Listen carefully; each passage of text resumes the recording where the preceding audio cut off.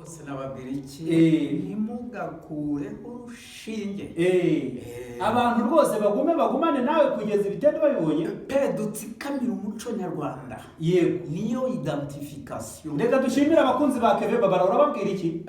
Icyo nabwira abakunzi banjye ni ukubanza kubashimira kandi mbararika mbabwira ahubwo ngo bashake amavuta yo gusiga ku mbavu, kuko umunsi amashusho yatambutse bazaseka imbavu ubahishiye byinshi. Turagushimiye Keve Babara. basige ku mbavu. murakoze kandi karibu iwacu mu muco nyarwanda. Yego, murakoze namwe. Hello Nyagasani, twakomyeyo niko mutwihanganire dore turabarogoye, tubashatse kuri shuti.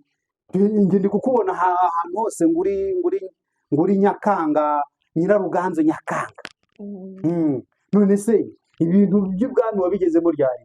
Ibintu ni byiza, noneho nkatwe urubyiruko tubikuraho inosiyo nyine, tubikuraho amateka twigiraho ayo tuzakoresha n'ahazaza n'abo bazadukomokaho, kandi tumaze kubikunda. ni byiza cyane kandi n'abanyarwanda byantangaje cyane. Nageze ahangaha ndababaza nti ubuntu wakinnye ari Nyakanga ari umugabekazi ari hehe?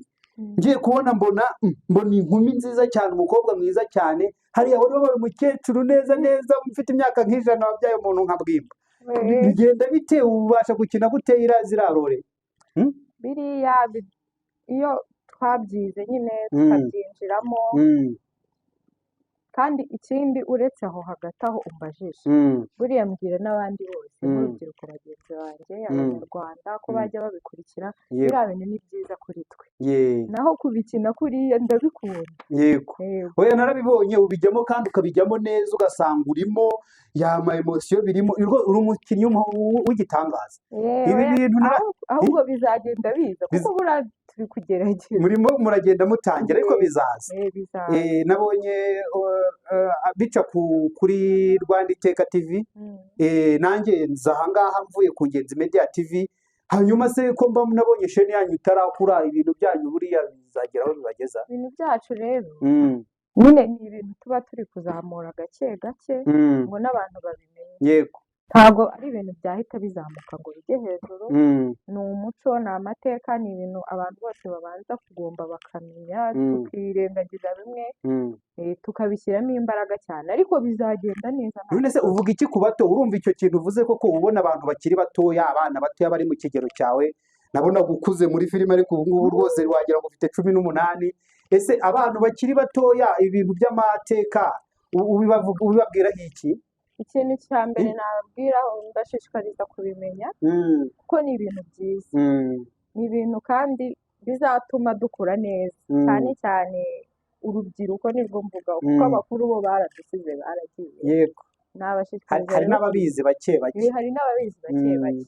rero ibiriya tuba turi kwerekana ni imico, kandi tugomba no kuzagenda tuzamura gake, bimwe na bimwe bikagaruka. Yego, Nyagasani, none se ko nabonye uteze urugo rukundo abandi bagabekazi n'abandi bakomeye, ariko ndabona nabyo ari byiza, nta kintu bitwaye. turi kuri seti nyine, umuntu aba ari kureba ibiri bujyane n'ibyo tugiye gukora aka kanya. iyo mwana dizayininze, mwanaberewe Nyagasani rwose, mwaberewe rwose, wambaye incabure nziza.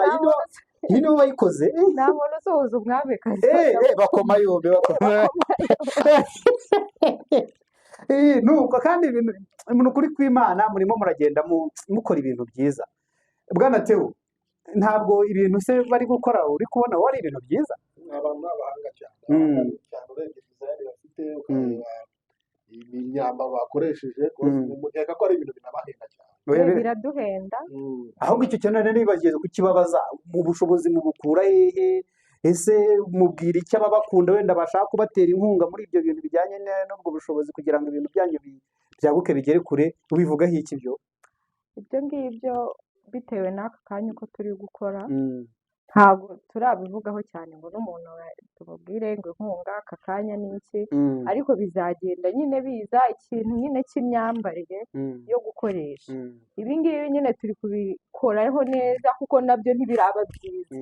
Ibi ngibi turacyari ni gukora. ukuvuga ngo muracyimpuruvinga mu ndimi z'amahanga kugira ngo ibintu birusheho kugenda neza. Ubu ngubu ntabwo twambaye, hari igihe tuzaba twambaye rwose, ariko ni byo cyane. ariko nanone wa mugani nta n'uwareka gushishikariza abo bantu bakurikira, waba ubikunda, hari abantu benshi wenda bitarageraho, abikunda bazabajoyininge, wa mugani niba ubufasha niba buhari bagira icyo babateza imbere, ibintu bizamuke, wa mugani bigere ku rundi rwego, nk'uko n'izindi sinema nyine abandi bakina mu bindi bisata bitari wenda iby'amateka ubona ko bigenda bikura. Mwamikazi, twagiye tukubona mu mafilime atandukanye, sibyo? Ariko ntabwo nyine abantu bamwe ntabwo bakuzi, nubwo twaje hano tukwetrodusinga nk'umwamikazi, ariko ntabwo amazina twamenye, ntabwo twamenye ubundi ibintu biba bitangiye gute. Njyewe nkiri umwana narabikundaga, ariko ntabwo nakundaga ibi by'umuco. Yego, ariko nyine uko ngenda mpura n'abantu benshi, byaje nyine nahise mbikunda. Nahuye n'umuntu umwe arambwira ariko hari ahantu nshaka kujyana, nyine mbona yari ibintu biri aho, ntabwo njye biraje sinanabikina, sinabikundaga, ariko mbigezemo amateka uko bayatubwiye numva ntangiye kubikunda. Hagati aho nyine nitwa ubundi ntivuguruzwa Rasheli. Ariko ngo ndi umwamikazi ndi Nyakanga, nzaba na runaka gutyo nyine. Ubundi filime zisanzwe watangiye gukina filime ryari? Nabikunze nkiri umwana nkabyandika, ariko simbikine, sinakunze kubikina. Izi script uba ufitemo uruhare rw'izi filime nawe uba uri mu bantu bazanditse?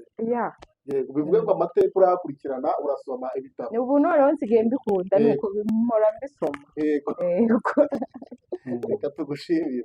Turagushimire rero Sheri, rwose ibintu mubuze muyaduhate ayo mateka, kandi rwose abantu babakorera costume nabo tubashimire, baba bagerageje namwe murakoze, kandi turashimira n'abadukurikiye n'abanyarwanda bose, turabashishikariza ko bazajya babireba kuko ni ibintu byiza. Ahantu bigiye kugera ndabizi neza ko bazajya bareba. Bakunde iyo Rwanda iteka yanyu binyuraho ibintu, bakunde n'Ingenzi Media TV. natwe ubu tuba twabashyigikiye, rega iyo twaje ngo tubatera ingabo mu bitugu, tuba tugira ngo tubereke ko tubashyigikiye kandi tubakundira. Natwe ibintu tubibamo tubona ari ibintu byiza. Turabashimiye cyane Nyagasani. Murakoze. Bazabibona kuko naho yagiye ari ibyo bintu rwose ndatekereza ko atazabyibagirwa. Ruganzu se ahantu aherereye ahari, kuko abandi se kubizi bajya bapfa, abandi burya bahoraho, ariko niyo mpamvu ahantu ari burya arabizi. Ukomeje ku ijambo gupfa ko muzi ikintu mwakoreye umwanya Ruganzu. Umwanya Ruganzu bwirwa ntabwo yapfa. Yari yavuze ngo Nyagasani ko wavuze ko umuhigo utanga ugahigi byagenze bite? Nagombaga kubahiriza inshingano, kandi koko ngo ari umutasi w'umucengeri. Nari umutasi w'umucengera kuko ayo ni amateka, kandi buriya rugamba rurimo kwiyenza kugira ngo bakwice. Rwose niko byari. Nagombaga kuba umuhigi rwose, kandi biriya bintu byagombaga kuba nkicwa nk'umuhigi. Niyo batakwicira hariya bari kukwicira hano rwose niko byari kugenda. Gupfa ngo wagombaga gupfa kuko nari narenze akarwa, nari narenze akarwa, kandi umusindi yarenze akarwa nyine kaba kabaye. Nyaruhumura ingoma se ngo mwarayikomeje cyane rwose. Hari udusendi hari tutarakina. Umugabekazi ngo filime uko nasomye amateka ngo umugabekazi nawe ngo byaragiye ngo yiyahuye ngo kuri rukurura ngo yakimeze. Niko byagenze, yumvishije ko musaza we apfuye ari we ngewe Ruganzu, ahita agira agahinda, yanga kubyara uwo mwana wagombaga gutanga ingoma yacu y'u Rwanda mu Gisaka. Ndayibona rwose. Ahita rwose amanuka kuri rukuru, ahita nawe ansanga aho nari. None se Nyaruhungura ko mwasigaranye ingoma y'u Rwanda, umwami nabonye umwami wakurikiye umwami Ruganzu Bwimba ari uwitwa Cyilima. Muramudukomereza se nawe muduhe Cyilima ko n'abanyarwanda mwamusigaranye. Turamubaha rwose. Mu gihe cya vuba se urabitwizeza? Vuba aha ngaha ntabwo dutinda. Uyu ni Nyaruhungura rw'umutsoro. Ni ingabo ikomeye. Muguruka. Igisaka cyanyu byaragiye kizira. Urabivuga nk'iki? Igisaka kwa Kimenyi burya igisaka burya urya mwami Kimenyi yari umwami ukomeye, umwami w'amaboko niko bakunda kuvuga, yari umwami w'amaboko koko. Bityo rero burya twaritangaga cyane tukamukorera kuko yari umwami ukomeye. Yego.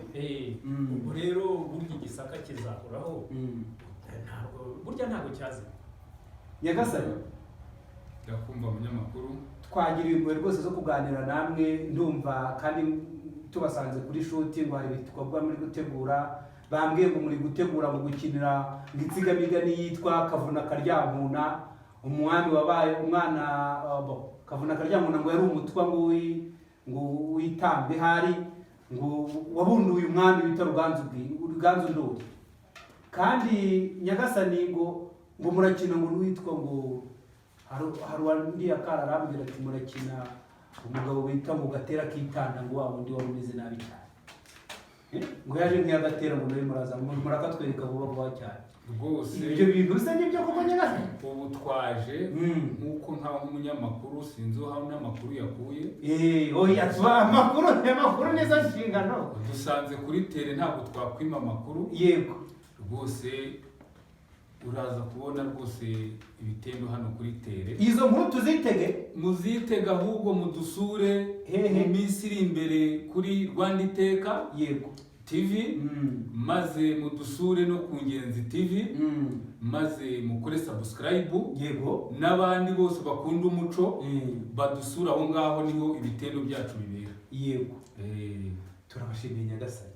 Urakoze cyane bwana munyamakuru. Bwana Mugoboka, iyo umuyobozi mukuru amaze kuvuga nubwo iryo wari uri kutubwira ibyihorere, ubwo tuzaritangiraho gutaha. Ntabwo umwami avuga ngo hagire undi ugire kirangizaho. Yego birahagije. Yego nibyo. Aragahora ku ngoma. Nyagasani muragahora ku ngoma.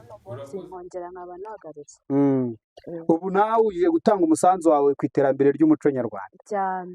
None se umuco mwari musanzwe mubizi cyangwa wenda iyo muje gukina gutya hari icyo bibungura nk'abantu baba bakiri ku mashuri gutya? Kubera ko tuba turi ku mashuri ntabwo baduha ubumenyi bw'u Rwanda nyine neza ku buryo nyine byose waba ubizi mu mutwe. Yego. Gusa nyine tuba twari no kugerageza muri shuti. Urumva hari ndekereza ko wa mugani iyo muje kubikina nk'uku bambwiye ko mugiye gukina amateka kuri Kavuna wabayeho ku ngoma y'umwami Ndahiro Cyamatare ni kera. Ntabwo ntekereza ko wenda ibyo mwasoma mu bitabo bingana n'uko mwabikina, ntekereza ko hari ikintu wungukamo byo ari byo byose. Hari ibindi bintu tugenda twungukamo bigiye bitandukanye